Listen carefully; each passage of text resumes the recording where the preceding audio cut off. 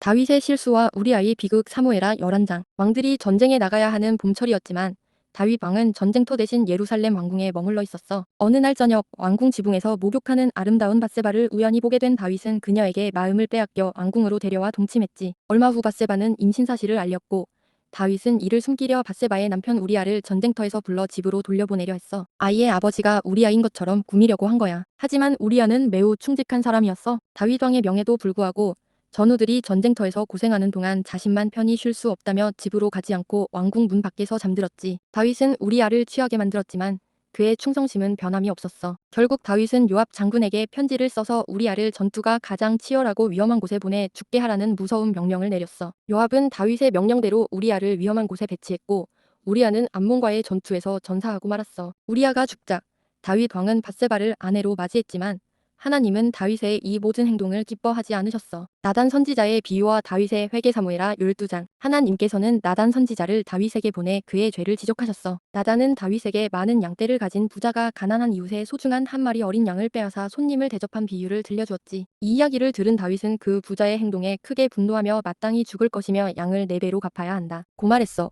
그때 나단은 당신이 바로 그 사람입니다 라고 외치며 다윗의 죄를 날카롭게 지적하고 하나님의 진노를 선포했어. 나단의 말을 들은 다윗은 비로소 자신의 죄를 깨닫고 깊이 회개했고 하나님께서는 그의 죄를 용서하셨다고 나단이 전해주었지. 아기의 죽음과 솔로몬의 탄생. 하지만 나단 선지자는 다윗의 행동으로 인해 하나님의 이름이 적들에게 비방될 기회를 얻게 되었고 그 결과 밧세바에게서 태어난 아기가 죽을 것이라고 예언했어. 아기가 병에 걸리자 다윗은 아기를 살리기 위해 밥도 먹지 않고 밤새도록 간절히 금식하며 기도했지만 7일 만에 결국 아기가 죽고 말았어. 아기가 죽었다는 소식에 신하들은 다윗이 더 슬퍼할까봐 망설였지만 다윗은 오히려 침착하게 일어나 몸을 씻고 하나님께 예배를 드린 후 평소처럼 음식을 먹었어. 종들이 의아해하자 다윗은 살아있을 때는 혹시나 하는 마음에 기도했지만 이미 죽은 아기를 위해 계속 슬퍼하는 것은 의미가 없다며 지혜로운 모습을 보였어. 아기의 죽음 이후 다윗은 슬픔에 잠긴 밧세바를 위로했고 얼마 지나지 않아 둘 사이에 아들 솔로몬이 태어났어. 솔로몬은 하나님께서 사랑하시는 자라는 뜻에서 여기디아라는 이름도 받았지. 한편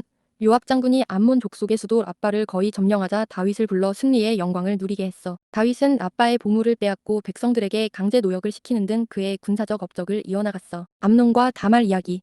그리고 압살롬의 복수 사무엘하 13장. 다윗 왕의 큰아들 암논은 이복 누이 다말을 깊이 사랑하다 상사병에 걸렸어. 친구 요나답의 꾀를 따라 암논은 병든 척하며 다윗에게 다말을 보내 자신을 간호해달라고 요청했지. 다말이 음식을 가져오자 암논은 종들을 내보내고 다말을 강제로 범했어. 그런데 암논은 다말을 범한 후 이전의 사랑은 온데간데 없이 그녀를 미워하며 밖으로 내쫓아버렸어. 다말은 치욕스러운 일을 당하고 오빠 압살롬의 집으로 갔어. 압살롬은 암논의 끔찍한 행위를 듣고 오랫동안 언급하지 않았지만 다윗 왕이 암논에게 아무런 징계도 내리지 않자 압살롬의 마음에 깊은 분노와 복수심이 쌓였어. 2년 후 압살롬은 양털 깎는 잔치를 열어 다윗 왕과 왕자들을 초대했고 잔치 중에 미리 명령했던 대로 암논을 죽였어. 다른 왕자들은 놀라 각자 도망쳤고 다윗은 아들들의 죽음에 크게 슬퍼했지. 압살롬의 예루살렘 귀환과 반역 음모 사무엘하 14벨슨 표일 5장. 다윗 왕은 암논의 죽음과 도망간 압살롬 때문에 깊이 슬퍼했어. 이때 요압 장군은 지혜로운 여인을 통해 다윗에게 생명을 존중하고 압살롬을 용서할 기회를 주어달라는 비유를 들려줬어. 여인의 말에 설득된 다윗은 마침내 압살롬을 용서하고 예루살렘으로 돌아오게 했지만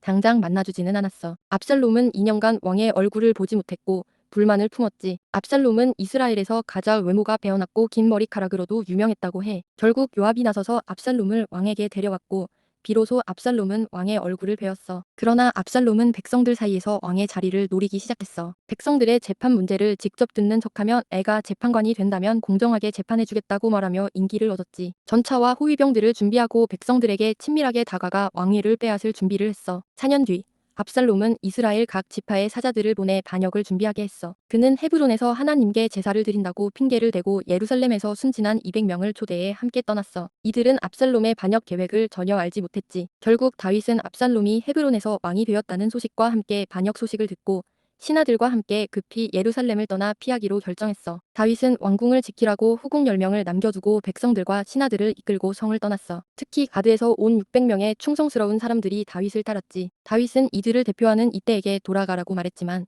이때는 왕과 함께하겠습니다 라며 변함없는 충성을 보였어. 다윗 왕은 사독과 아비아달 제사장에게 언약궤를 가지고 예루살렘으로 돌아가라고 전하고 자신은 울면서 올리브산으로 올라갔어. 다윗은 압살롬의 책사인 아이도벨의 계략이 성공하지 못하도록 하나님께 간절히 기도하고 충성스러운 신하 후세를 압살롬에게 보내 아이도벨의 계획을 무력화시키고 정보를 얻도록 했어. 다윗은 모든 상황 속에서도 하나님께 의지하며 지혜롭게 대처하려 노력했단다.